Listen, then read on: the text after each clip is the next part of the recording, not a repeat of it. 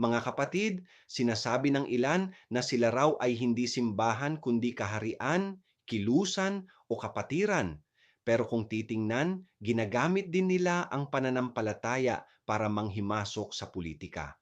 Hindi ito ang simbahan sa diwa ng ebanghelyo, kundi mga organisasyong nakasentro sa iisang lider, pamilya o dinastiya.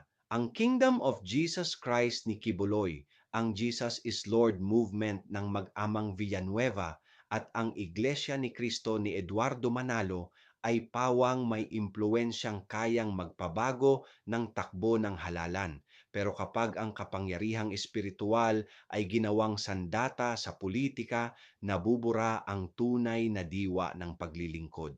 Ang pananampalataya ay dapat nagpapalaya, hindi nagbubulag o nagbubusabos sa mga tagasunod.